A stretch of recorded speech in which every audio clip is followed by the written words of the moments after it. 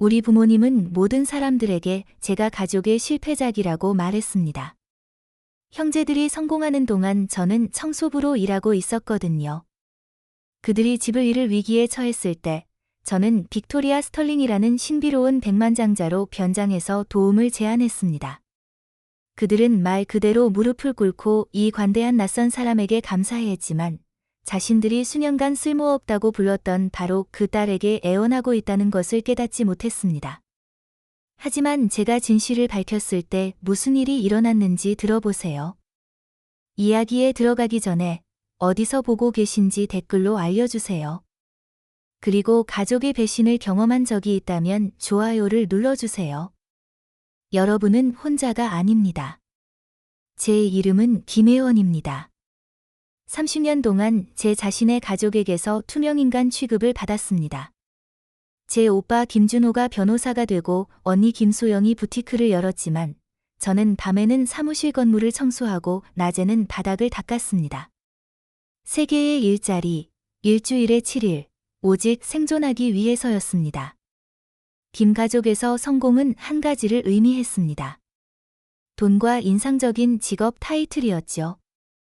법무법인을 가진 준호 오빠는 금동이었습니다.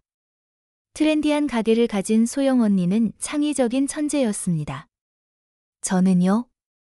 그냥 최저임금으로 다른 사람들의 더러운 일을 치우는 사람이었습니다. 모든 가족 모임은 같은 대본을 따랐습니다. 아버지는 준호를 변호사 아들로, 소영을 사업가 딸로 소개하고 저는 예원이는 청소 일을 한다고 하셨습니다. 청소라는 말을 마치 병이라도 되는 것처럼 말하는 방식에 항상 속이 뒤틀렸습니다. 하지만 5,000원짜리 로또 한 장이 우리 가족 역학을 완전히 뒤바꿀 줄은 몰랐습니다. 김 가문에서 자란다는 것은 가족 내 서열을 이해한다는 뜻이었습니다. 준호는 운동 스타에서 모범생이 되고 다시 스타 변호사가 된 사람이었습니다. 소영은 모든 취미를 사업으로 바꾸는 창의적인 사람이었습니다. 저는 실용적인 사람이었는데 이는 다른 누구도 다루고 싶어하지 않는 지저분한 현실을 처리하는 보이지 않는 사람이라는 뜻이었습니다.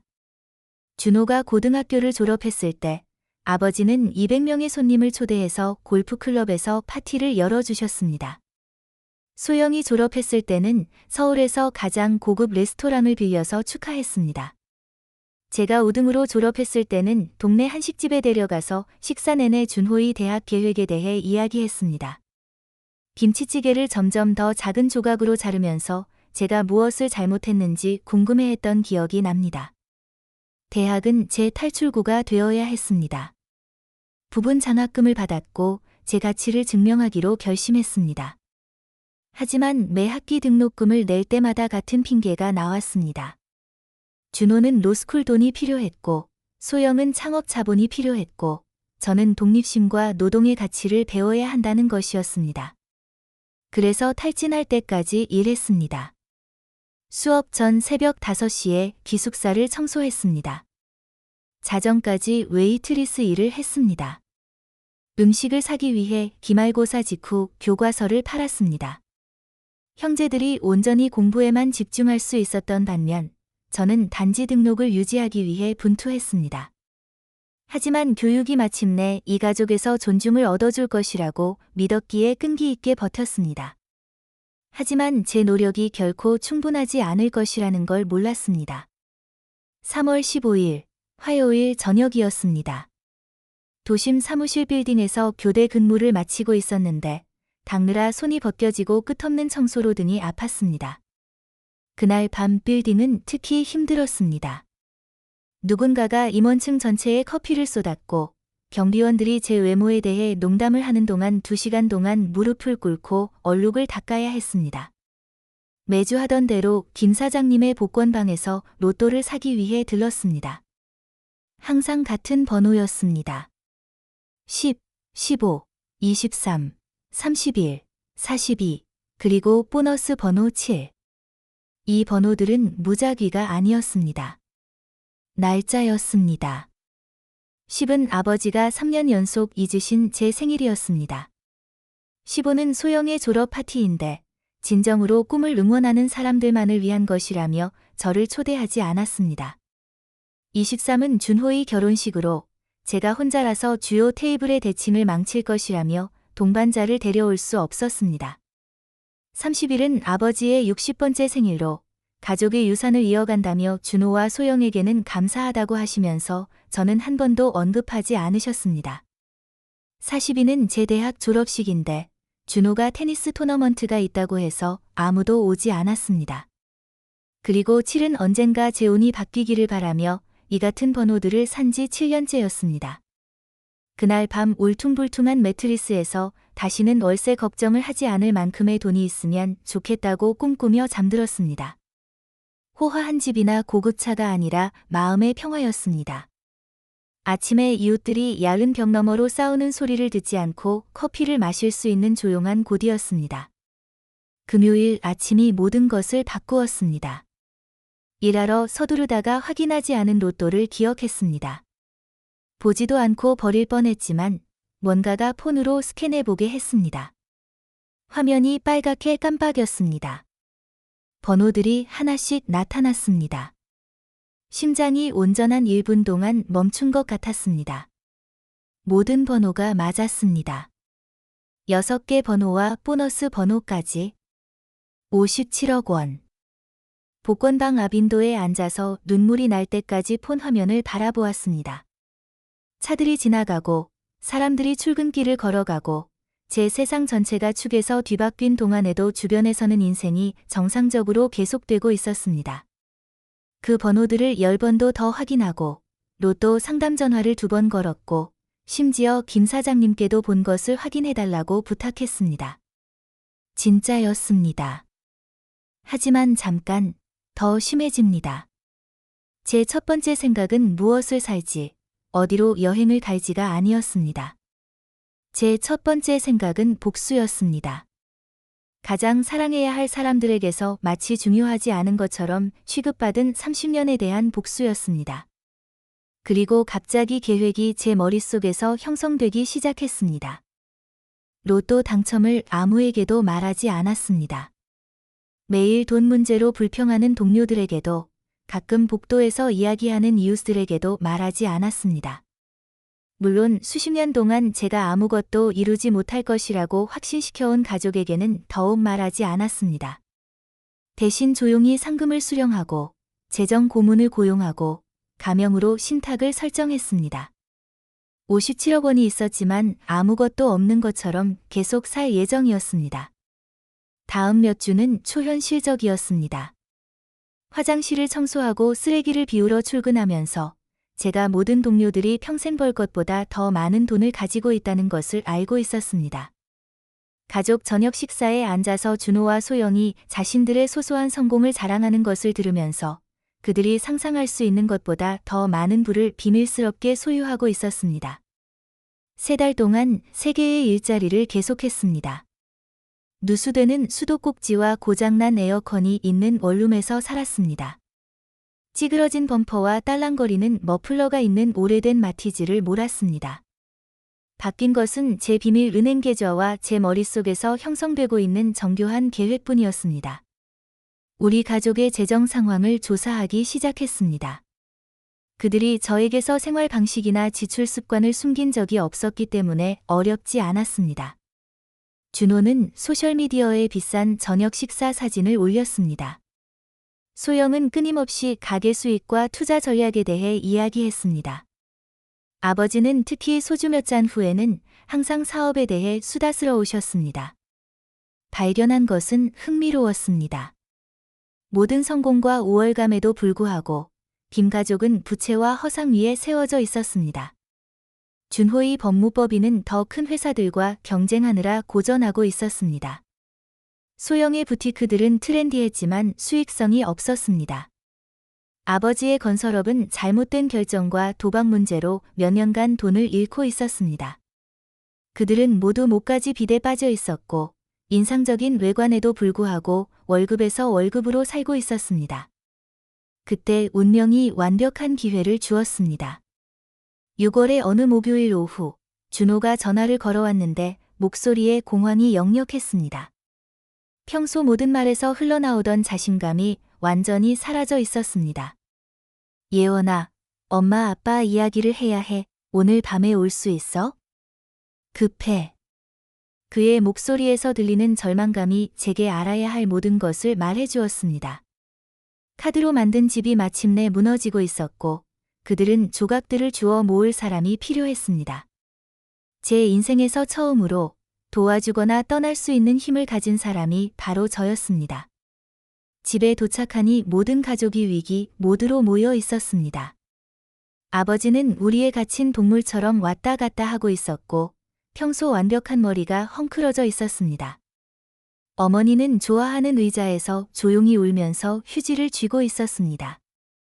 준호는 노트북을 미친 듯이 두드리며 스트레스로 턱을 꽉 물고 있었습니다. 소영은 폰을 바라보고 있었는데 아마 이 재앙이 자신의 정성스럽게 구축한 이미지에 어떤 영향을 줄지 계산하고 있었을 것입니다. 무슨 일이에요? 물었습니다. 위기 중에 중요한 가족 구성원들이 앉는 내부 서클에서 멀리 떨어진 오래된 소파에서 평소 자리를 차지하며 아버지가 걸음을 멈추고 전에 본 적 없는 절망과 당황으로 저를 보았습니다. 집을 잃을 거야, 예원아.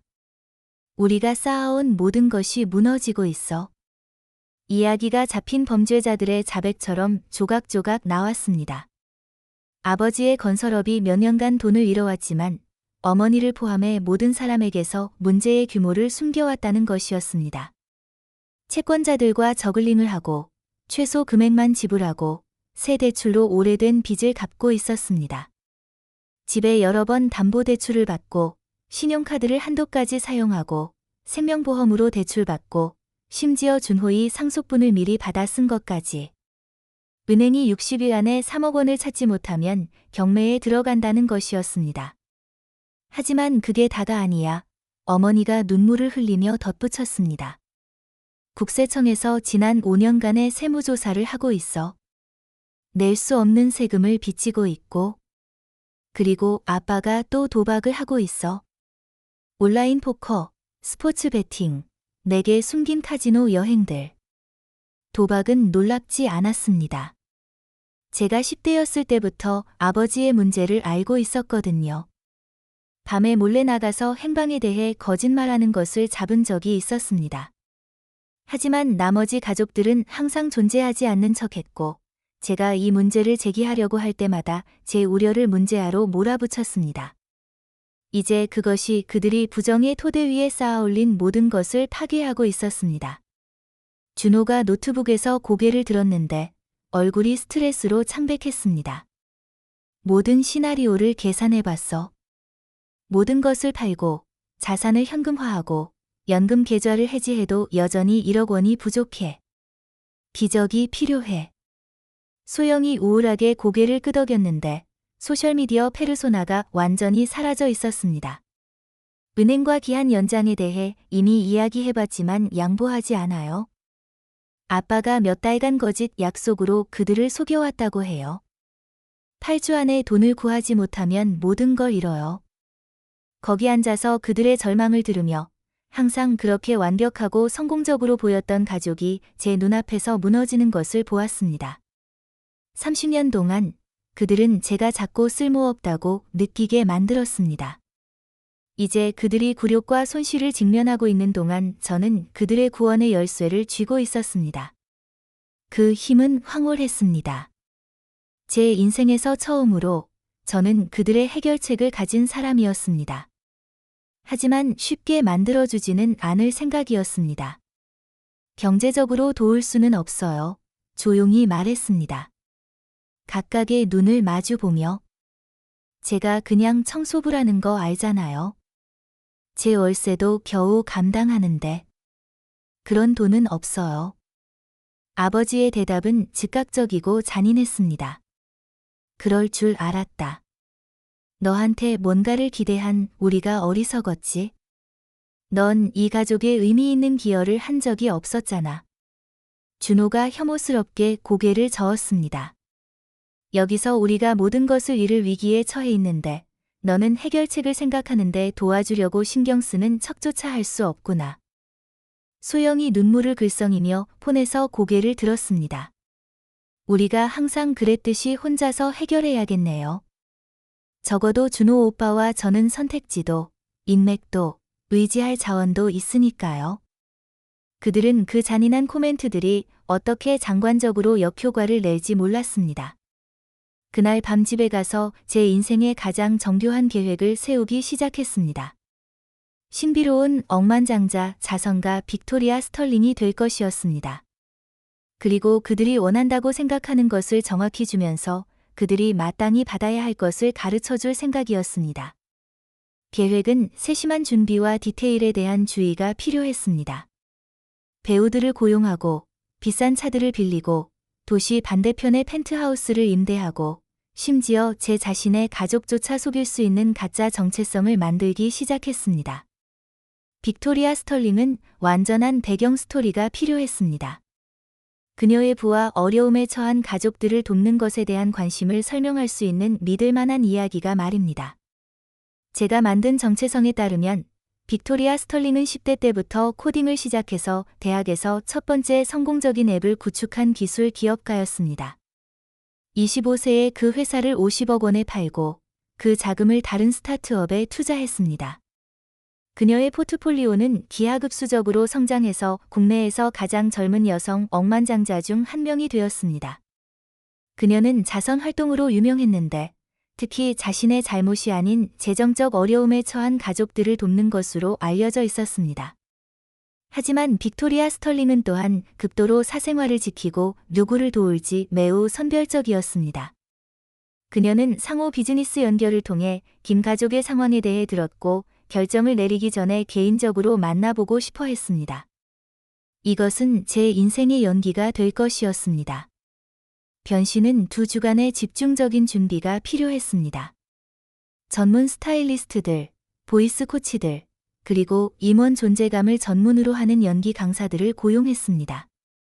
비싼 부티크에서 옷장을 샀는데 한 벌의 정장에 제가 3달간 벌던 것보다 더 많이 썼습니다.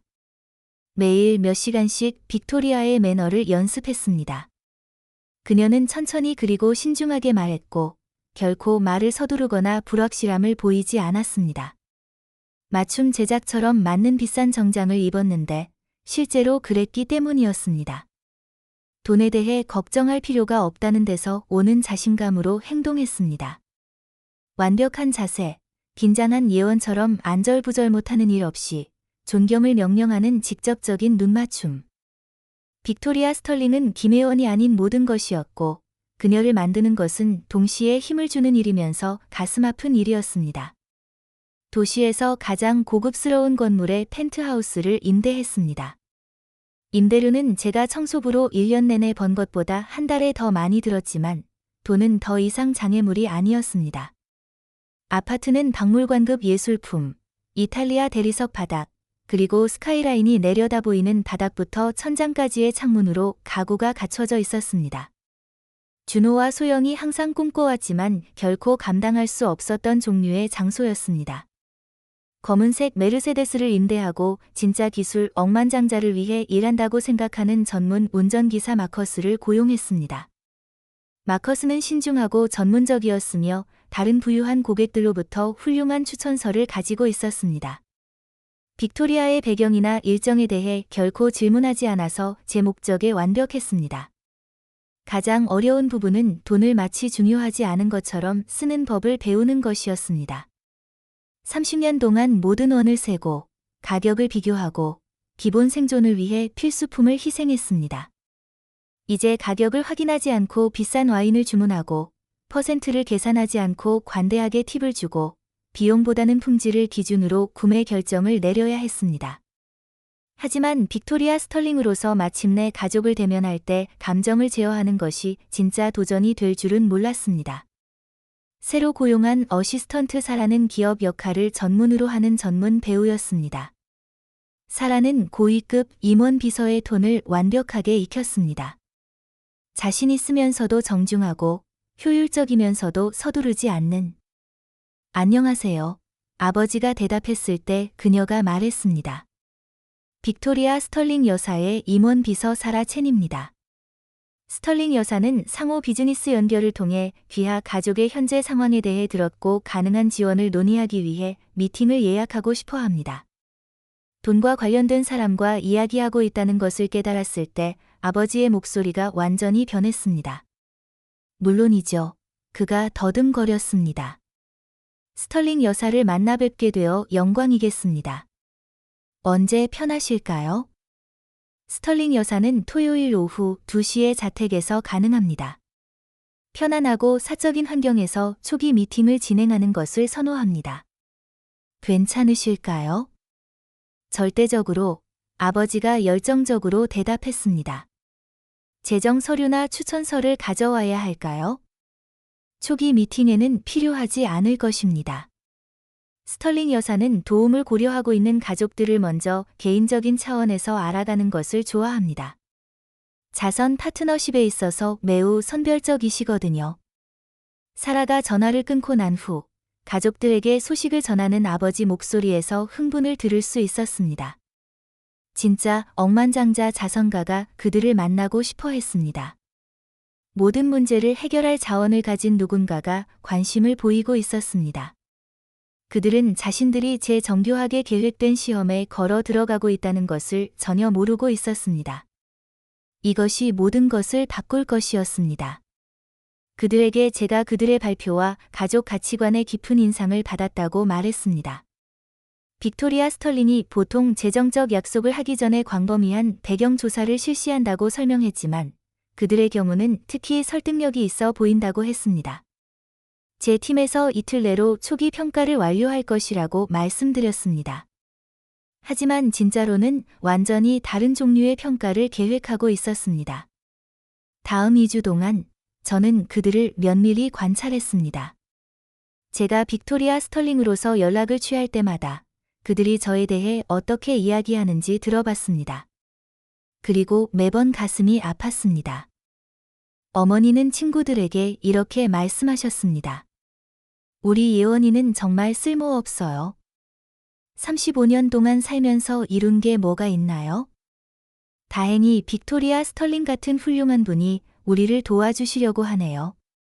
아버지는 골프장에서 이렇게 말씀하셨습니다. 내 막내딸은 정말 실망이야. 형제들은 다 성공했는데 얘만 청소부를 하고 있어.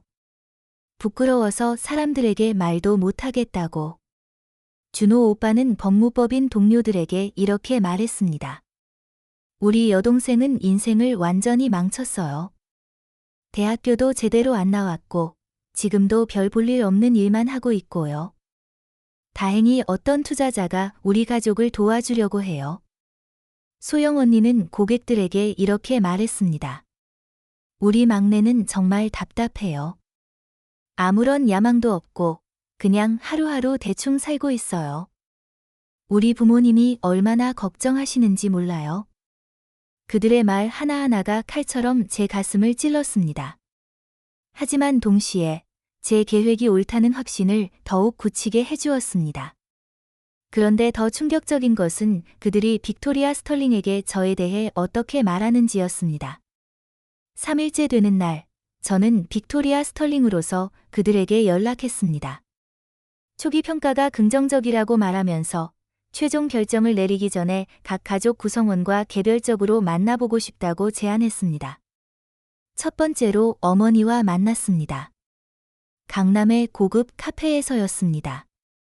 빅토리아 스털링으로서 저는 어머니께 물어봤습니다. 김 여사님, 가족 중에서 누가 가장 도움이 필요하다고 생각하십니까? 어머니는 망설이지도 않고 대답했습니다. 당연히 준호와 소영이죠. 준호는 훌륭한 변호사이고 소영이는 사업가예요. 걔들이 성공하면 우리 가족 전체가 좋아질 거예요. 그럼 예원 씨는 어떠신가요? 라고 물어봤습니다. 어머니는 한숨을 쉬며 말씀하셨습니다. 예원이는 글쎄요. 착하긴 한데 별로 특별한 건 없어요. 청소일 하면서 그냥 그럭저럭 살고 있죠. 걱정이에요. 35살이나 됐는데 아직도 뭘 하고 싶은지 모르겠어요. 제 심장이 철렁 내려앉았습니다. 하지만 표정은 변하지 않고 계속 들었습니다. 예원 씨가 가족을 위해 해준 일들이 있나요? 어머니는 잠시 생각하시더니 말씀하셨습니다. 가끔 용돈을 주긴 하죠. 그리고 명절 때 설거지도 하고요. 하지만 그런 건 당연한 거 아니에요? 자식이 부모를 돕는 게 당연하죠. 특별할 게 뭐가 있나요? 다음에는 아버지와 만났습니다. 골프클럽 라운지에서였습니다. 김 사장님, 예원 씨에 대해 어떻게 생각하십니까? 아버지는 맥주를 한 모금 마시고 답하셨습니다. 예원이 말이에요? 글쎄, 착한 애죠. 하지만 좀 답답해요. 나이가 35인데 아직도 뭘 하고 싶은지 모르는 것 같아요. 준호나 소영이 같은 야망이 없어요. 그런데 예원 씨가 아버님을 많이 도와드린다고 들었는데요. 아버지는 어깨를 으쓱했습니다. 조금씩은 도와주죠. 하지만 그게 뭐 대단한 일인가요? 자식이 부모 도우는 거야 당연한 거 아닙니까? 솔직히 말하면 준호나 소영이만큼 기여하는 건 아니에요. 얘들은 진짜 가족 이름을 빛내잖아요. 준호 오빠와는 그의 법무법인에서 만났습니다. 준호 씨, 여동생 예원 씨와 관계는 어떠세요? 준호 오빠는 서류를 정리하면서 말했습니다. 예원이요? 괜찮은 관계죠. 하지만 솔직히 말하면 좀 실망스러워요. 어릴 때는 똑똑했는데 지금은 그냥 평범한 청소부가 됐잖아요. 가족 모임에서도 할 말이 별로 없고요. 예원 씨가 가족을 위해 많은 희생을 한다고 들었는데요. 준호 오빠는 펜을 내려놓고 말했습니다. 희생이라고 하기에는 좀 그렇죠. 그냥 자기 몫을 하는 거 아닌가요? 가족이니까 서로 도와야죠. 하지만 저나 소영이가 하는 수준의 기여는 아니에요. 우리는 실제로 사회에서 인정받는 일을 하거든요. 마지막으로 소영 언니와 그녀의 부티크에서 만났습니다. 소영 씨, 막내 여동생에 대해 어떻게 생각하세요? 소영 언니는 옷을 정리하면서 말했습니다. 예원이는 좋은 애예요. 하지만 좀 아쉬워요. 저나 오빠처럼 야심이 있으면 좋겠는데 그냥 현재에 안주하는 것 같아서요. 가끔은 좀 더 노력했으면 좋겠다는 생각이 들어요. 예원 씨가 언니를 많이 도와준다고 들었는데요. 소영 언니는 미소 지으며 말했습니다. 네, 도와주긴 하죠. 하지만 그게 뭐 특별한 건가요? 가족끼리는 서로 도와야 하는 거 아닌가요? 솔직히 말하면 예원이가 도와주는 건 다 작은 일들이에요. 진짜 중요한 사업 결정이나 그런 건 저나 오빠가 하거든요. 각각의 만남이 끝날 때마다 저는 화장실로 가서 눈물을 흘렸습니다. 빅토리아 스털링의 완벽한 화장이 번지지 않도록 조심스럽게요. 그들은 정말로 제가 한 모든 것들을 당연하게 여기고 있었습니다. 제 희생을, 제 사랑을, 제 헌신을 전혀 특별하게 생각하지 않았습니다. 더 심한 건 제가 없어도 상관없다고 생각한다는 것이었습니다. 하지만 가장 충격적인 순간은 따로 있었습니다. 넷째 날, 저는 빅토리아 스털링으로서 가족 전체와 함께 점심을 먹자고 제안했습니다. 최종 결정을 내리기 전에 온 가족의 역학관계를 보고 싶다고 했습니다. 물론 제 진짜 목적은 그들이 제 앞에서 직접 저를 어떻게 대하는지 보는 것이었습니다. 그들은 당연히 기꺼이 응했습니다. 서울에서 가장 비싼 호텔 레스토랑을 예약했고 빅토리아 스털링이 모든 비용을 댄다고 했습니다. 점심자리에서 제가 빅토리아로서 물어봤습니다. 김 선생님, 오늘 예원 씨는 왜 함께 안 왔나요? 가족 전체를 만나보고 싶다고 말씀드렸는데요. 아버지가 불편해하며 답했습니다. 아, 예원이 말이에요. 걔는 일이 있다고 해서요. 사실 이런 중요한 자리에는 별로 어울리지 않아요. 좀 어색해할 거예요. 어머니가 덧붙였습니다. 예원이는 이런 고급 장소에 익숙하지 않거든요. 스털링 여사님 같은 분과 대화하기에는 좀 격이 안 맞을 수도 있어요. 소영 언니가 미소 지으며 말했습니다. 예원이는 집에서 드라마나 보는 게 더 편할 거예요. 이런 비즈니스 대화는 이해하기 어려워해요. 준호 오빠도 고개를 끄덕였습니다. 솔직히 말씀드리면 예원이가 있으면 분위기가 좀 어색해질 수도 있어요. 할 말도 별로 없고 스털링 여사님께 좋은 인상을 못 줄 수도 있거든요. 그 순간 저는 깨달았습니다. 그들은 정말로 제가 가족의 일부라고 생각하지 않았습니다. 중요한 순간에는 저를 배제하는 것이 당연하다고 여겼습니다.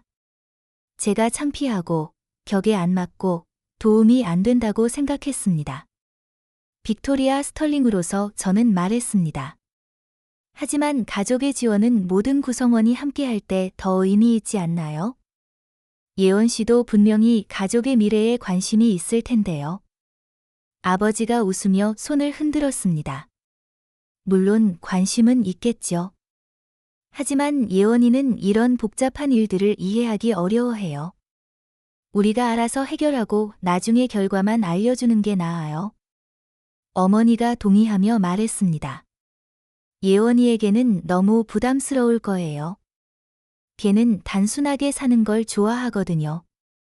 점심이 끝날 때까지 그들은 제 이야기를 더 이상 하지 않았습니다. 마치 제가 존재하지 않는 사람인 것처럼 말입니다. 그날 밤, 저는 최종 계획을 세웠습니다. 토요일에 그들을 모두 펜트하우스로 불러서 진실을 밝힐 것입니다. 하지만 그 전에 그들에게 마지막 기회를 주고 싶었습니다. 금요일에 저는 빅토리아 스털링 명의로 각자에게 문자를 보냈습니다. 내일 최종 만남 전에 마지막으로 묻고 싶습니다. 혹시 그동안 예원 씨에 대해 잘못 생각한 것은 없나요? 그분이 가족을 위해 한 일들을 다시 한번 생각해 보시기 바랍니다. 제가 도움을 드리기로 결정한다면 모든 가족 구성원이 혜택을 받게 됩니다. 예원 씨도 포함해서 말입니다. 어머니의 답변이 가장 먼저 왔습니다. 아니요, 예원이는 그냥 평범해요. 특별한 건 없어요. 하지만 물론 가족이니까 함께 도움받으면 좋죠. 걔도 조금은 나아질 수 있을 거예요. 아버지의 답변은 더 직설적이었습니다. 예원이가 뭘 했다는 거죠? 그냥 자기 할 일 한 거 아닌가요? 스털링 여사님, 너무 걱정하지 마세요. 예원이는 현재 상태에 만족하고 있어요. 준호 오빠는 더욱 잔인했습니다. 예원이는 좋은 애지만 별로 인상적인 건 없어요. 스털링 여사님께서 굳이 신경 쓰실 필요는 없을 것 같습니다. 저희가 가족을 잘 돌볼 수 있어요. 소영 언니의 답변은 마지막 못을 박았습니다. 예원이는 착하지만 그게 전부예요. 스털링 여사님의 도움을 받으면 저희가 예원이까지 잘 챙길 수 있을 거예요. 걱정하지 마세요. 그 순간 저는 확신했습니다. 그들은 마지막 순간까지도 제 가치를 알아보지 못했습니다. 아니, 알아보려고 하지도 않았습니다. 저를 돌봐야 할 짐으로, 신경 써야 할 부담으로만 생각했습니다. 이제 정말로 진실을 밝힐 시간이었습니다. 변신을 위한 준비는 완벽해야 했습니다. 토요일 아침, 저는 새벽 5시에 일어났습니다. 평소보다 1시간 일찍요. 오늘은 제 인생에서 가장 중요한 연기를 해야 하는 날이었으니까요. 먼저 빅토리아 스털링을 위한 헤어와 메이크업을 받았습니다. 제가 고용한 전문가들은 제가 실제로 성공한 사업가라고 믿고 있었습니다. 그들은 완벽한 직업 정신으로 저를 백만장자처럼 보이게 만들어 주었습니다. 다음으로는 옷차림이었습니다. 이탈리아에서 맞춘 네이비 정장을 입고 에르메스 스카프를 메고 로버부틴 하이힐을 신었습니다. 액세서리만 해도 제가 1년 동안 벌었던 돈보다 비쌌습니다. 마지막으로 태도와 말투를 점검했습니다. 빅토리아 스털링은 천천히 말했습니다. 확신에 찬 목소리로 결코 서두르거나 망설이지 않았습니다. 그녀의 존재감은 방 전체를 압도했습니다. 오후 1시, 펜트하우스는 완벽하게 준비되어 있었습니다. 값비싼 와인이 냉장고에서 식고 있었고, 고급 과일과 치즈가 크리스탈 접시에 정성스럽게 놓여 있었습니다. 계약서들이 가죽 폴더에 깔끔하게 정리되어 있었고, 몬블랑 펜이 그 옆에 놓여 있었습니다. 하지만 가장 중요한 건 숨겨진 카메라였습니다. 저는 이 모든 순간을 기록하고 싶었습니다. 언젠가 이 영상을 다시 보면서 오늘이 제 인생의 전환점이었다는 것을 기억하고 싶었습니다. 2시 정각에 초인종이 울렸습니다. 보안 모니터를 통해 그들이 로비에서 기다리는 모습이 보였습니다. 모두 최고의 옷을 차려입었고 긴장하면서도 기대에 찬 표정이었습니다. 오늘이 그들의 모든 문제가 해결되는 날이라고 믿고 있었으니까요. 엘리베이터가 열리고 그들이 펜트하우스로 들어왔을 때 저는 완벽한 빅토리아 스털링으로 그들을 맞이했습니다. 웃음이 따뜻하지만 전문적이었고 악수는 확고했으며 눈빛은 자신감에 차 있었습니다. 어서 오세요. 오늘 이렇게 시간을 내주셔서 감사합니다. 편하게 앉으시죠. 그들이 이탈리아 가죽 소파에 앉는 동안 저는 각자에게 와인을 따라주었습니다. 한 병에 50만 원이 넘는 와인이었지만 빅토리아 스털링에게는 그냥 평범한 와인일 뿐이었습니다. 계약서를 넘겨주기 전에 몇 가지 질문을 드리고 싶습니다.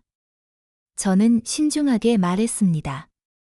제가 가족들을 도울 때는 그 가족의 역학관계를 이해하는 것을 중요하게 생각합니다.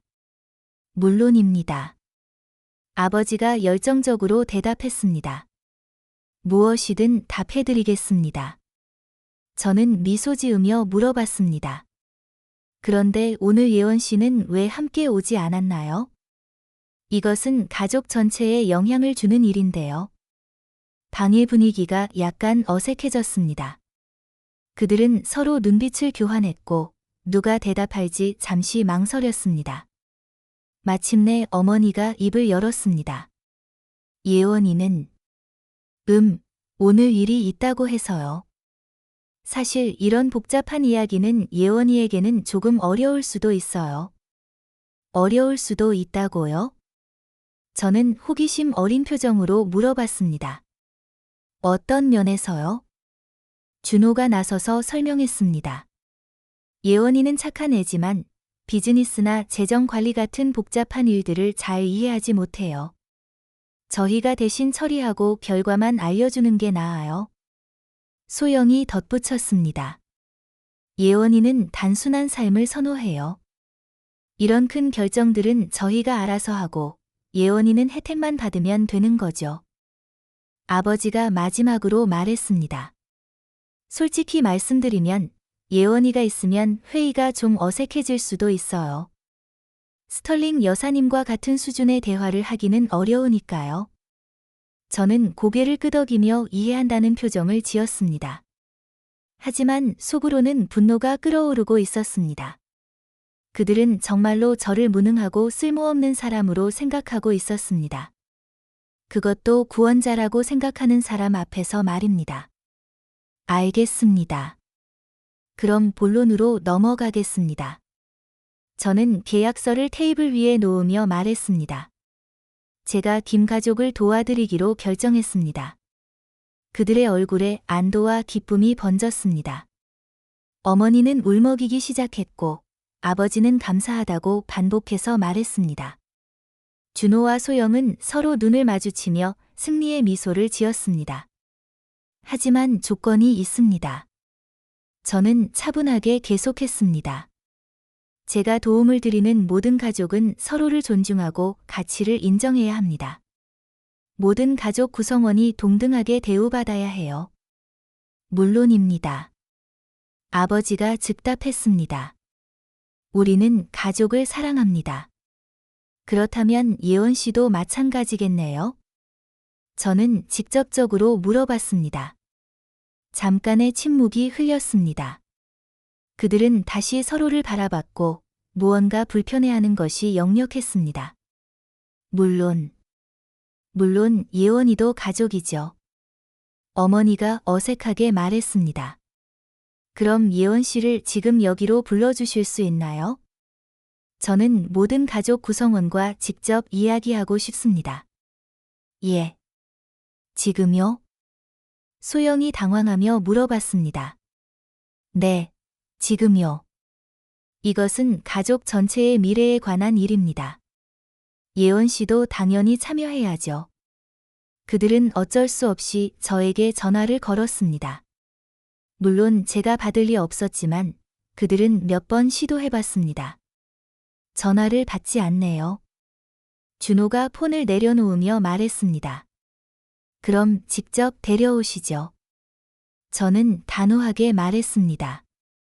기다리겠습니다. 스털링 여사님, 정말 필요한 일인가요? 아버지가 조심스럽게 물어봤습니다.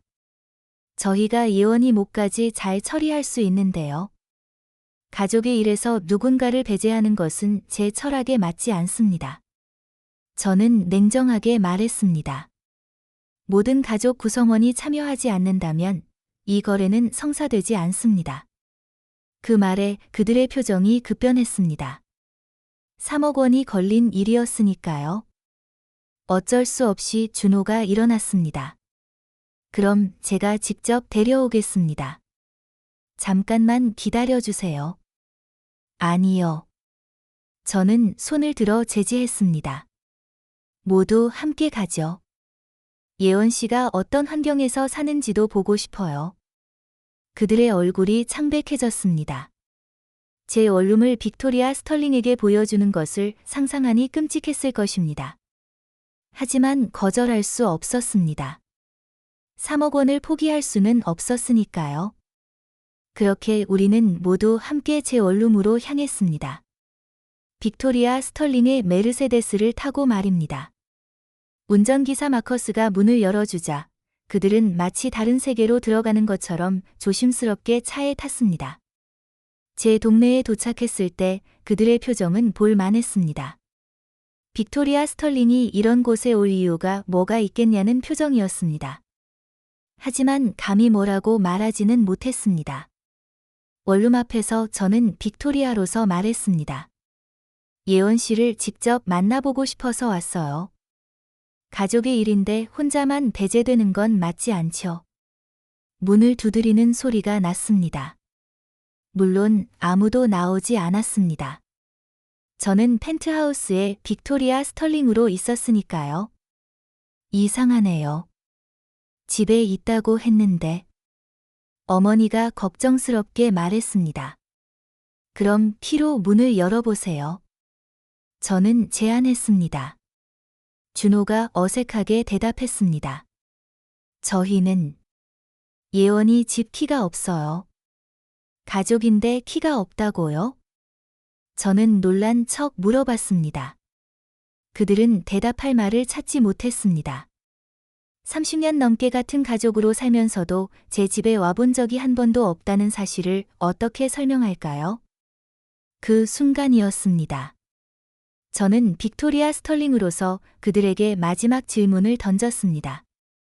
혹시 예원 씨가 실제로는 여러분이 생각하는 것보다 훨씬 중요한 사람일 가능성은 생각해 보신 적 있나요? 여러분이 모르는 다른 면이 있을 수도 있지 않을까요? 그들은 서로를 바라보며 당황했습니다. 아버지가 먼저 입을 열었습니다. 예원이요? 글쎄요. 저희가 모르는 게 뭐가 있을까요? 35년을 함께 살았는데. 어머니가 덧붙였습니다. 예원이는 숨기는 게 없는 아이예요. 단순하고 솔직해요. 특별한 재능이나 그런 건 없고요. 준호가 말했습니다. 만약 예원이에게 뭔가 특별한 게 있다면 저희가 몰랐을 리 없어요. 가족인데요. 소영이 마지막으로 말했습니다. 스털링 여사님, 혹시 예원이에 대해 잘못 아신 게 있으신 건 아닐까요? 예원이는 정말 평범한 애예요. 그 말들을 들으며 저는 마침내 확신했습니다. 지금이 바로 그 순간이라는 것을. 진실을 밝힐 때가 왔다는 것을.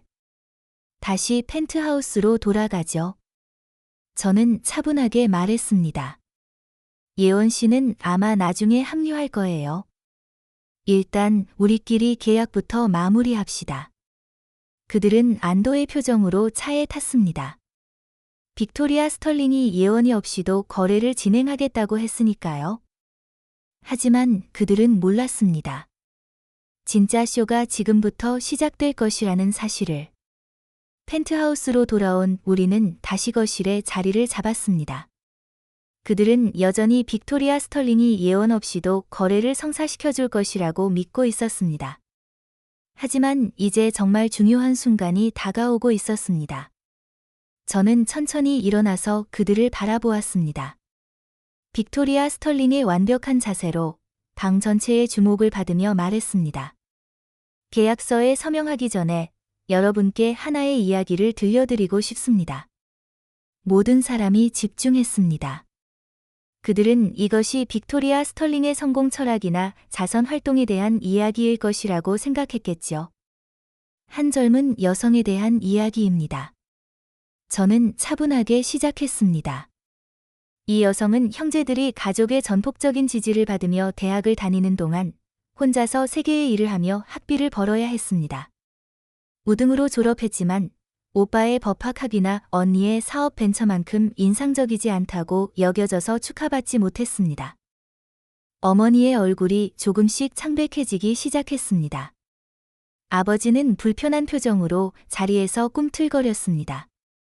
준호와 소영은 아직 이것이 어디로 향하는 이야기인지 완전히 이해하지 못하고 있었습니다. 이 젊은 여성은 30년 동안 자신이 무가치하다고 결정한 가족에게 자신의 가치를 증명하려고 노력했습니다. 그들의 사업체를 무료로 청소해주고 법률 사건을 조사해주고 위기 상황에서 정서적 지원을 제공했습니다. 하지만 아무런 대가도 인정도 감사도 받지 못했습니다. 아버지가 끼어들려고 했지만 저는 손을 들어 조용히 하라는 신호를 보냈습니다. 빅토리아 스털링의 권위 있는 몸짓이었습니다. 이 가족이 재정적 파탄에 직면했을 때 그들은 모여서 해결책을 논의했습니다. 하지만 그 젊은 여성은 초대받지 못했습니다. 왜냐하면 그들이 생각하기에 그녀는 기여할 것이 아무것도 없었기 때문입니다. 그들은 그녀를 완전히 무시했고 그녀의 잠재력을 폄하했으며 듣고 있는 모든 사람에게 그녀를 실패작이라고 말했습니다. 이제 방 안의 공기가 무거워졌습니다. 어머니의 손이 입을 막았습니다. 소영의 눈이 커졌고 준호의 법률가적 두뇌가 다른 사람들보다 빠르게 퍼즐을 맞추고 있었습니다. 하지만 이 가족이 몰랐던 것이 있습니다. 저는 지갑에서 그 익숙한 종이 한 장을 꺼내며 계속했습니다. 이 무가치하고 실망스럽고 성공하지 못한 딸이 최근에 믿을 수 없는 행운을 경험했다는 것을요. 로또 용지를 높이 들어 보였습니다. 매주 같은 번호로 7년간 산 바로 그 용지를. 57억 원, 가족의 실패작이 57억 원에 당첨되었는데 여러분 중 아무에게도 말하지 않았어요. 그것이 모든 것을 바꾼 순간이었습니다. 방 안의 정적이 귀청이 떨어질 만큼 컸습니다. 아버지의 입이 소리 없이 벌어졌다 닫혔다 했습니다. 어머니는 과호흡을 하기 시작했고 가슴이 빠르게 오르내렸습니다. 소영의 폰이 손에서 미끄러져 바닥에 떨어졌습니다. 준호의 얼굴은 믿지 못하겠다는 표정에서 이해로 그리고 마치 육체적 고통을 느끼는 것 같은 표정으로 변했습니다. 하지만 저는 아직 끝내지 않았습니다. 빅토리아 스털링의 정교하게 스타일링된 머리에서 핀들을 빼기 시작했습니다. 머리카락이 예원이 항상 매던 단순한 포니테일로 떨어졌습니다. 비싼 하이힐을 벗어차고 대리석 바닥에 맨발로 섰습니다. 디자이너 정장 재킷의 단추를 풀기 시작했고 아래 할인 매장 블라우스가 드러났습니다. 빅토리아 스털링을 만나보세요. 제 목소리가 세련된 자선가의 억양에서 제 본연의 톤으로 바뀌었습니다. 일명 여러분의 딸 김혜원. 여러분이 2주 동안 무가치하다고 묘사하면서 돈을 구걸했던 바로 그 가족의 실패작요. 어머니가 가장 먼저 목소리를 찾았지만 그것은 간신히 속삭임 수준이었습니다. 예원아, 이게 무슨 짓이야? 무슨 짓이냐고요? 저는 반복했고 마침내 제 침착함이 흔들리기 시작했습니다. 무슨 짓이냐고요? 여러분이 마땅히 받아야 할 것을 정확히 준 거예요. 절망적이고 무력감이 어떤 것인지 보여드린 거예요. 자신을 무가치하다고 생각하는 사람에게 구걸하는 굴욕이 어떤 건지 경험하게 해드린 거예요. 아버지가 갑자기 일어섰는데 얼굴이 분노와 당황으로 빨갛게 달아올랐습니다. 이건 미친 짓이야. 내가 우리에게 거짓말을 하고 조종하고 바보로 만든 거잖아. 바보로 만들었다고요? 저는 웃었지만 거기에는 유머가 전혀 없었습니다. 여러분 스스로 바보가 된 거예요. 제가 여러분에게 자기 딸을 낯선 사람에게 실패작이라고 묘사하라고 강요한 건 아니잖아요. 제가 제 지능을 무시하고 가족 결정에서 저를 배제하라고 시킨 것도 아니고요. 저는 그냥 30년 동안 보여주신 잔인함에 관객을 만들어드린 것뿐이에요. 준호가 믿을 수 없다는 듯 고개를 저었습니다. 그럼 빅토리아 스털링은 존재하지 않는다는 거네. 도움도 없을 거고. 우리가 파산 위기에 처해 있는 동안 넌 변태적인 게임을 한 거야? 하지만 도움은 있을 거예요. 저는 커피 테이블에서 폴더를 집어들며 말했습니다. 다만 여러분이 기대했던 종류의 도움은 아니에요. 폴더를 열고 그들이 서명하려고 했던 것과는 다른 서류들을 꺼냈습니다. 이것들은 대출 계약서나 자선 기부가 아니었습니다. 이것들은 제가 변호사와 함께 준비한 법적 계약서들로 우리 가족 역학을 영구적으로 바꿀 문서들이었습니다. 집을 구하고 빚을 갚아드릴 준비가 되어 있어요. 희망이 그들의 눈에 다시 깜빡이는 것을 보며 발표했습니다. 하지만 돈보다 더 많은 것을 치러야 해요. 자존심을 치러야 해요. 첫 번째 계약서는 아버지용이었습니다. 도박 빚을 청산하고 사업을 구해드리는 대가로 아버지는 중독에 대한 주간 치료를 받고 가족 재정에 대한 모든 통제권을 포기하고 다음 사업 네트워킹 이벤트에서 딸 김혜원이 자신의 회사를 파산해서 구했다고 공개적으로 인정해야 했습니다. 두 번째 계약서는 어머니용이었습니다. 생활 방식과 사회적 지위를 유지할 돈을 받는 대가로 어머니는 저를 실패작이라고 묘사하는 것을 들은 모든 가족과 친구들에게 개인적인 사과 편지를 써야 했습니다. 제 능력과 인품에 대해 잘못 알고 있었다고 설명하면서 말입니다. 세 번째 계약서는 준호용이었습니다.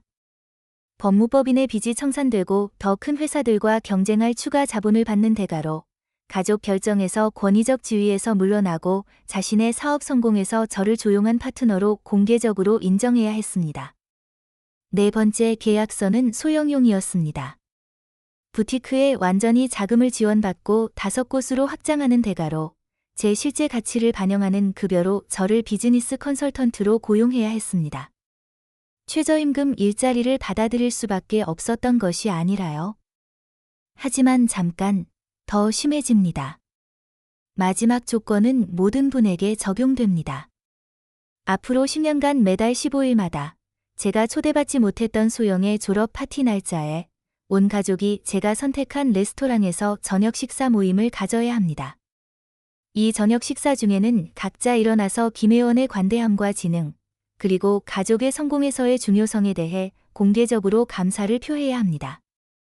계약서들이 던져진 장갑처럼 커피 테이블 위에 놓여 있었습니다. 재정적 구원을 받을 수 있지만 자존심을 삼키고 30년간 무가치하게 대했던 딸을 인정해야 했습니다. 아버지가 가장 먼저 폭발했습니다. 이건 협박이야. 운 좋게 로또에 당첨됐다고 해서 우리를 굴욕스럽게 만들 권리는 없어. 운이 좋았다고요? 저는 반복했고 처음으로 목소리가 높아졌습니다. 운이 좋았다고요? 제가 어떤 번호들을 골랐는지 아세요, 아빠? 왜 그 번호들을 선택했는지 아세요? 펜트하우스 벽에 걸린 화이트보드로 가서 펜을 들었습니다. 10, 3년 연속으로 잊어버린 제 생일이에요. 15. 꿈을 지지하는 사람들만을 위한 거라고 해서 초대받지 못한 소영의 졸업 파티예요. 23. 제가 혼자라서 주요 테이블의 대침을 망친다며 동반자를 데려올 수 없었던 준호의 결혼식이에요. 번호를 하나씩 쓸 때마다 그들의 얼굴이 점점 더 부끄러워졌습니다. 이것들은 무작위 로또 선택이 아니었습니다. 이것들은 30년간의 가족 잔인함의 목록이었고 저를 그들 모두를 합친 것보다 부유하게 만든 조합이 된 것이었습니다. 계속했습니다. 31. 가족의 유산을 이어간다며 준호와 소영에게 감사하면서 저는 한 번도 언급하지 않은 아빠의 60번째 생일 연설이에요. 42. 준호가 테니스 토너먼트가 있다고 해서 여러분 중 아무도 오지 않은 제 대학 졸업식이에요. 그리고 7. 언젠가 제 운이 바뀔 것을 희망하며 이 같은 번호들을 산 지 7년째예요. 그들의 잔인함의 전체적 범위가 드러나자 방이 다시 조용해졌습니다. 이것들은 단순한 무작위적 상처나 무신경한 순간들이 아니었습니다. 이것은 제 성인 인생 전체를 형성한 체계적인 배제와 평가 절하의 패턴이었습니다. 어머니가 울기 시작했지만 이번에는 눈물이 달랐습니다. 재정적 파탄을 직면한 사람의 절망적 눈물이 아니었습니다. 자신의 행동의 현실과 마주한 사람의 눈물이었습니다. 예원아, 몰랐어. 어머니가 속삭였습니다. 우리가 너를 얼마나 아프게 했는지 전혀 몰랐어. 몰랐던 게 아니라 보려고 하지 않았던 거예요. 저는 대답했습니다. 성공이 직책과 은행 잔고로 측정된다고 확신한 나머지 여러분의 딸이 생존하기 위해 세계의 일을 하는 동안 초대받지도 못한 가족 휴가에 수천만 원을 쓴다는 것을 알아차리지 못했어요. 소영이 마침내 목소리를 찾았지만 떨리고 불확실했습니다. 그럼 이제 어떻게 되는 거야? 이 계약서들에 서명하거나 아니면 모든 걸 잃는 거야? 여러분에게 달렸어요. 저는 빅토리아 스털링에게 잘 어울렸던 차분하고 절제된 톤으로 돌아가며 말했습니다. 항상 과소평가했던 딸의 도움을 받으며 자존심을 삼킬 수도 있고 우월감 콤플렉스를 유지하며 품위 있게 파산에 직면할 수도 있어요. 준호가 계약서 중 하나를 집어들고 법률 언어를 읽기 시작했습니다. 읽어가며 그의 얼굴이 여러 표정을 거쳤습니다. 이 조건들은 돈만의 문제가 아니야. 넌 우리가 널 대하는 방식을 완전히 바꾸기를 원하는 거야. 저는 단지 여러분이 방금 재정적 파탄에서 구해준 가족 구성원을 대하는 방식으로 저를 대해달라는 거예요. 제가 정정했습니다. 이 수준의 도움을 제공한 다른 누구에게든 보여줄 존경과 감사를 제게 보여달라는 거예요. 유일한 차이는 제가 여러분의 여동생이자 딸이라는 것뿐이고 그것이 감사를 더 어렵게 만드는 게 아니라 더 쉽게 만들어야 해요. 아버지가 의자에 주저앉았고 분노가 패배 같은 것으로 바뀌었습니다. 만약 우리가 서명하지 않으면? 조건을 거부하면? 그럼 제가 30년간 가족 모임을 혼자 견뎠듯이 여러분도 파산을 혼자 견디시면 돼요. 제가 대학 등록금을 혼자 감당했듯이요. 가족의 지원을 의지할 수 없다고 가르쳐 주셨기 때문에 제 인생의 모든 도전을 혼자 감당했듯이요. 하지만 여기 우리 사이에 차이점이 있어요. 저는 여러분에게 선택권을 드리고 있어요. 여러분은 저에게 선택권을 주지 않았어요. 여러분은 제가 무가치하다고 결정하고 그에 따라 저를 대했습니다. 자신을 증명할 기회를 달라고 묻지도 않으면서요. 저는 제 도움을 얻을 기회를 드리고 있어요. 제가 우리 가족에 대해 전에 완전히 이해하지 못했던 무언가를 드러낼 줄 몰랐습니다. 어머니가 가장 먼저 펜에 손을 뻗었습니다. 계약서에 자신의 이름을 서명하면서 손이 떨렸지만 말할 때는 목소리가 확고했습니다. 이걸 바로잡기 위해서라면 뭐든지 할게, 예원아. 내가 끔찍한 엄마였어.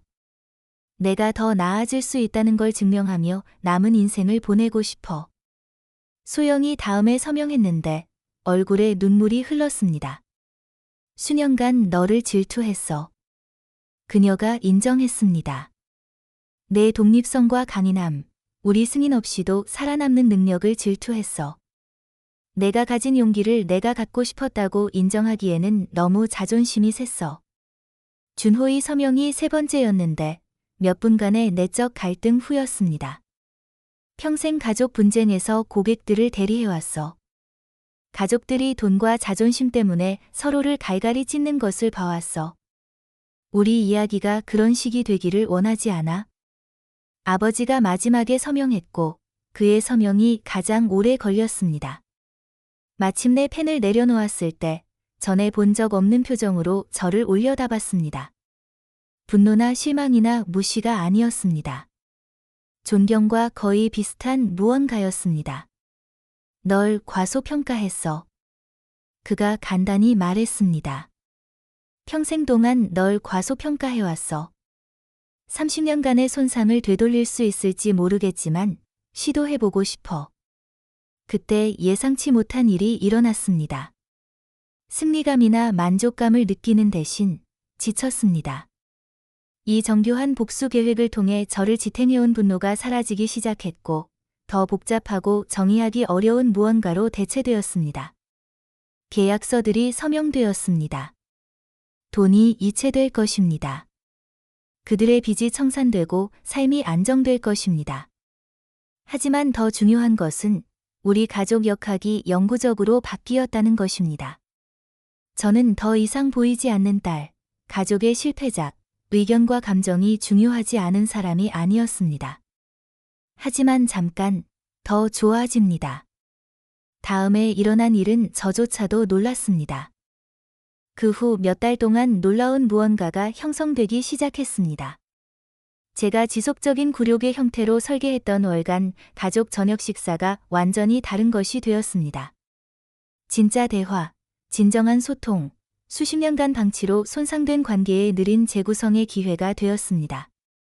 아버지는 도박 중독 치료를 받을 뿐만 아니라 그를 그토록 비판적이고 무시하는 아버지로 만든 더 깊은 문제들을 다루기 위해 상담사를 만나기 시작했습니다. 자신의 성장 환경이 성공과 가치에 대한 좁은 정의를 어떻게 형성했는지 이해하기 시작했습니다. 첫 번째 월간 저녁 식사에서 저에게 공개적으로 감사를 표할 때 그의 목소리가 중간에 깨졌습니다. 68년 동안 남자의 가치는 은행 잔고와 사업 성취로 측정된다고 믿고 살았어. 하지만 내 딸이 진짜 성공은 사랑하는 사람들을 위해 나타나는 것에 관한 거라고 가르쳐줬어. 그들이 너를 위해 나타나지 못했을 때조차도 말이야.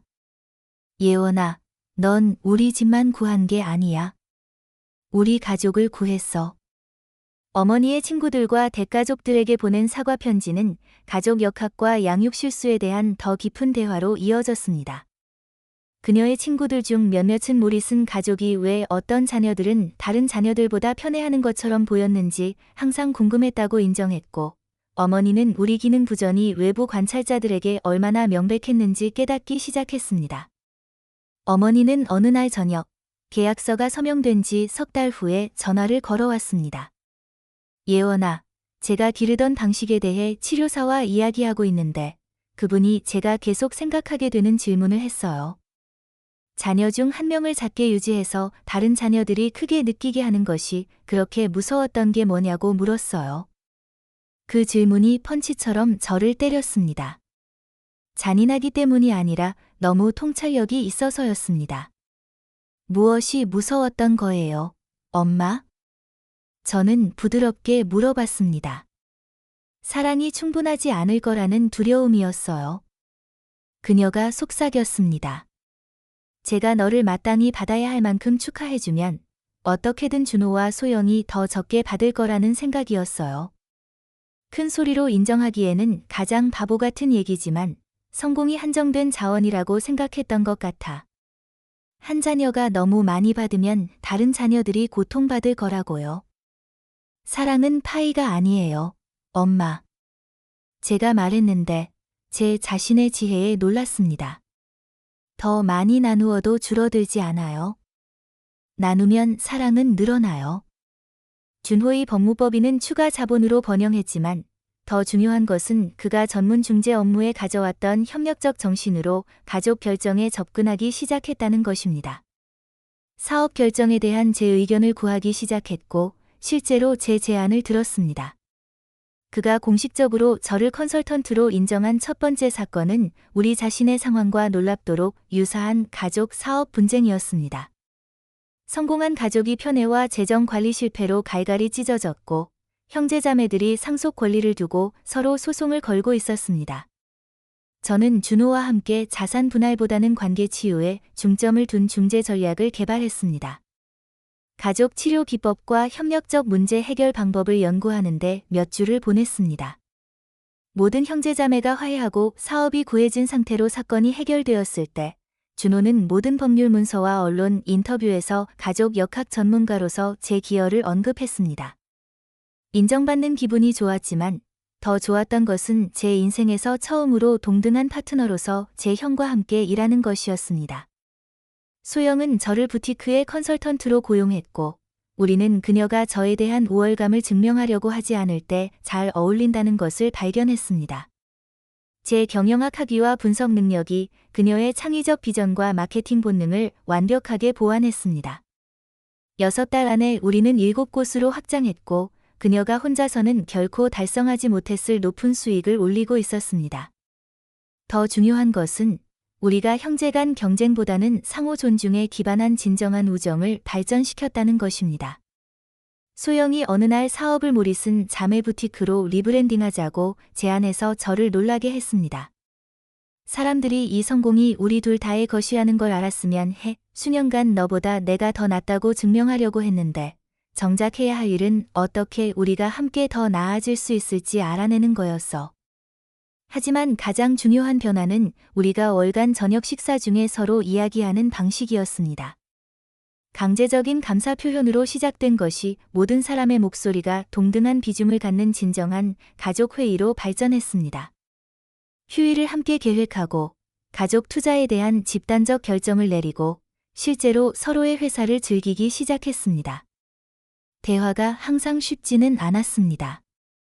누군가가 무시하는 언어나 경멸적인 태도에 예전 패턴으로 돌아가는 순간들이 있었습니다. 하지만 이제 우리에게는 침묵 속에서 골마가도록 내버려두는 대신 이런 문제들을 직접 다루는 틀이 있었습니다. 특히 어려웠던 저녁 식사 중에 준호가 수년간 사용했던 것과 같은 무시하는 톤으로 제 청소 배경에 대해 언급했습니다. 다른 누구도 반응하기 전에 아버지가 즉시 그를 지적했습니다. 준호야, 그게 바로 이 가족을 거의 망가뜨린 사고방식이야. 아버지가 단호하게 말했습니다. 내 여동생의 직업 경험은 내 법학 학위가 결코 줄 수 없었던 사업 운영에 대한 통찰력을 줬어. 우리는 다른 경험들을 약점이 아니라 강점으로 보기 시작해야 해.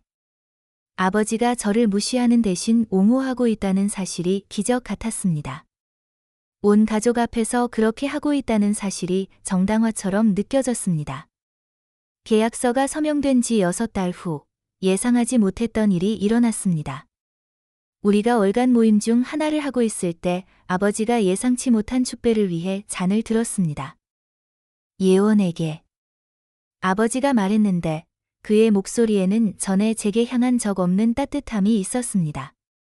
가족이 누가 가장 성공하거나 가장 많이 버는지에 관한 게 아니라는 걸 가르쳐준 것에 대해 중요할 때 서로를 위해 나타나는 것에 관한 거라고 가르쳐줘서 우리가 30년 동안 너를 위해 나타나지 못했는데도 우리가 가장 필요할 때 우리를 위해 나타나줘서 그것이 너를 이 테이블에서 가장 성공한 사람으로 만들어주고 항상 그래왔어. 어머니, 준호, 소영이 동의하며 잔을 들었고 제 인생에서 처음으로 저를 가장 사랑해야 할 사람들에게 진정으로 보여지는 기분이 들었습니다. 하지만 우리 가족 변화의 진짜 시험은 8달 후 제가 제 자신의 위기에 직면했을 때 왔습니다. 집중적인 치료가 필요하고 몇 달간 일을 쉬어야 하는 희귀한 자가 면역 질환 진단을 받았습니다. 예전의 예원이라면 혼자서 이것을 감당했을 것이고 도움을 요청하지도 지원을 기대하지도 않았을 것입니다. 하지만 우리의 새로운 가족 역학은 다른 것을 의미했습니다. 제가 진단에 대해 알리려고 전화했을 때 반응은 즉각적이고 압도적이었습니다. 준호는 저를 병원 약속에 데려다 주기 위해 법무법인에서 휴직했습니다. 소영은 치료 옵션과 대체 치료법을 조사하기 위해 일주일간 가게를 닫았습니다. 어머니는 매일 돌봄과 동반자 역할을 위해 제 게스트룸으로 이사 왔습니다. 아버지는 회복 기간 동안 접근성을 위해 제 집을 개조하기 위해 건설업 인맥을 활용했습니다. 이것들 중 어느 것도 우리 계약서에 요구된 것이 아니었습니다. 월간 저녁 식사 의무나 공개적 감사 요구의 일부가 아니었습니다. 그들은 그것이 가족이 하는 일이기 때문에 단순히 저를 위해 나타나고 있었고, 제 인생에서 처음으로 제 DNA를 공유하는 사람들에게 진정으로 지지받는다는 것이 어떤 것인지 경험하고 있었습니다. 제 최악의 날들 중 하나에 치료가 저를 약하고 메스꺼워하게 만들었을 때 소영이 제 침대 옆에 앉아서 그냥 저와 함께 있기 위해 경영 잡지를 큰 소리로 읽어주었습니다. 어느 순간 그녀가 기사 중간에 멈추고 눈물을 글썽이며 저를 봤습니다. 내가 아프거나 힘들어할 때 우리가 전혀 알아차리지 못했던 모든 시간들을 계속 생각하게 돼. 어떻게 30년 동안 그렇게 외롭게 견뎠어? 견뎌야 했기 때문에 견뎠어요. 제가 대답했습니다. 하지만 이제 혼자가 아니고 그게 모든 차이를 만들어요. 치료에서 회복하고 우리 가족이 계속 강해지면서 저는 용서와 구원에 대한 뭔가 심오한 것을 이해하기 시작했습니다. 제가 계획했던 복수는 가족이 30년간의 방치와 무시에 대해 대가를 치르게 하는 것이어야 했습니다. 대신 그것은 우리 모두에게 더 나은 것을 만들 기회를 주는 것이 되었습니다. 사무실 건물을 청소하고 모든 원을 세던 소녀는 사라졌습니다. 그녀의 자리에는 자신의 가치를 아는 여성, 다른 사람들을 도울 자원을 가진 여성, 가장 좋은 복수는 사람들이 실수에 대해 고통받게 만드는 것이 아니라는 것을 배운 여성이 있었습니다. 그들이 더 나은 자신이 될 기회를 주고 그들이 그 기회를 잡기로 선택할 때 그들의 성장을 위한 공간을 마련하는 것입니다. 대폭로 후 1년이 지나 우리는 연간 가족 휴가를 계획하고 있었는데 이전에는 저를 포함한 적이 없던 것이었습니다. 제 주방 테이블에 둘러앉아 목적지를 토론하고 목록을 만들면서 제가 평생 찾고 있던 것이 이것이었다는 것을 깨달았습니다. 복수가 아니었습니다. 정의조차 아니었습니다. 그냥 소속감이었습니다. 준호가 비행기 값을 찾고 있던 노트북에서 고개를 들었습니다. 재밌는 거 알아? 1년 전 우리는 모든 걸 잃는다고 생각했어. 집, 사업, 평판. 우리 인생이 끝났다고 생각했어. 그리고 지금은? 소영이 물었는데 이미 답을 알고 있었지만요. 지금 우리는 전에 가졌던 것보다 더 많이 가지고 있어. 아버지가 대답했습니다. 재정적으로뿐만 아니라 실제로 중요한 모든 면에서. 어머니가 제 손을 잡았습니다. 우리는 딸을 되찾았어. 그녀가 간단히 말했습니다. 우리는 여동생을 되찾았어. 우리는 서로를 되찾았어. 그날 밤 로또 당첨금으로 산 아름다운 집에 앉아서 여기까지 오게 된 여정을 되돌아봤습니다. 한때 제 가장 깊은 상처를 나타냈던 번호들이 제 가족의 구원과 제 자신의 치유의 열쇠가 되었습니다. 10. 그들이 잊었던 생일은 이제 몇 달 전부터 계획된 정교한 파티로 축하하는 날짜가 되었습니다. 15. 초대받지 못했던 졸업 파티는 이제 우리 가족이 함께 모이는 매월 15일을 소영이 가장 좋아하는 날짜가 되었습니다. 23. 동반자를 데려올 수 없었던 결혼식은 이제 준호와 저가 남매 점심 미팅을 위해 매달 따로 시간을 내는 날짜가 되었습니다. 31. 저를 제외한 채 가족의 유산을 언급했던 생일 연설은 이제 아버지가 모든 가족 모임에서 모든 사람의 기여를 인정하라고 상기시켜주는 날짜가 되었습니다. 42. 그들이 놓친 졸업식은 이제 어머니가 잠재적 투자를 위해 저와 함께 조사하는 사업체의 수가 되었습니다. 그리고 7. 변화를 바라며 같은 번호들을 산 횟수는 이제 우리 재결합 이후 만든 가족 전통의 수가 되었습니다. 이 번호들 뒤의 고통이 완전히 사라진 것은 아닙니다. 어떤 상처는 다른 것들보다 치유하는데 더 오래 걸립니다. 하지만 그것들은 거부의 상징에서 연결의 기초로 변화했습니다. 저는 여전히 때때로 로또를 사지만 이제 다른 번호들을 선택합니다. 상처 대신 희망을, 과거 대신 미래를 내다보는 번호들을요. 과거를 바꿀 수는 없지만 그것이 미래를 어떻게 형성하는지는 절대적으로 바꿀 수 있다는 것을 배웠기 때문입니다. 제 이름은 김혜원이고 이것은 제가 2번 로또에 당첨된 이야기입니다. 한 번은 제 가족이 저를 실패하게 만든 모든 순간을 나타내는 번호들로 된 복권으로. 그리고 한 번은 30년이 걸렸고 57억 원이 들었지만 제가 항상 사랑받을 자격이 있었던 방식으로 저를 사랑하는 법을 배운 사람들로. 가장 좋은 부분은 제가 진짜 원했던 것을 얻기 위해 그 로또 당첨금을 한 원도 쓸 필요가 없었다는 것입니다. 저는 그냥 제가 받을 자격이 있는 것보다 적은 것을 받아들이기를 거부할 만큼 용감해야 했습니다. 그리고 때로는 여러분을 가장 많이 아프게 한 사람들이 여러분을 가장 잘 사랑할 수 있는 사람들이 될 수 있습니다. 여러분은 그냥 그들에게 그것을 증명할 기회를 줄 만큼 용감해야 하고 그것이 일어날 때 진짜 변화를 알아볼 만큼 현명해야 합니다. 가끔 가장 좋은 복수는 단순히 다른 사람들이 여러분을 대하는 방식보다 적은 것을 받아들이기를 거부하는 것입니다. 그리고 가끔 여러분 인생에서 가장 중요한 사람들에게 그들이 놓쳐온 것을 깨닫고 더 나은 사람이 될 기회를 주는 것입니다. 이 이야기가 여러분의 마음을 건드렸다면 좋아요 버튼을 눌러주시고 어떤 가족 도전을 극복했는지 또는 어떤 관계를 치유하기 위해 노력하고 있는지 댓글로 알려주세요. 예상치 못한 곳에서 힘을 찾고 고통을 힘으로 바꾸는 더 많은 이야기를 위해 구독해주세요. 여러분 인생에서 가장 중요한 사람들에게 가치를 인정받고 축하받을 자격이 있다는 것을 기억해야 할 누군가와 이것을 공유해주세요. 기억하세요. 여러분은 자신이 생각하는 것보다 강하고 여러분의 가치는 다른 사람들이 여러분을 대하는 방식으로 결정되지 않으며 여러분 인생의 사람들이 놓쳐온 것을 깨닫기에 결코 늦지 않았습니다. 때로는 필요한 것은 그들이 전체 잔치를 받을 자격이 있을 때 부스러기를 받아들이는 것을 멈출 용기뿐입니다. 그리고 누가 알겠어요? 아마 여러분의 로또 복권은 여전히 긁어질 기다리고 있을지도 모릅니다. 돈으로 부자가 되는 종류가 아니라 사랑과 존경, 그리고 진정한 가족 연결로 부자가 되는 종류로요. 결국 정말로 중요한 것은 그런 대박들 뿐입니다.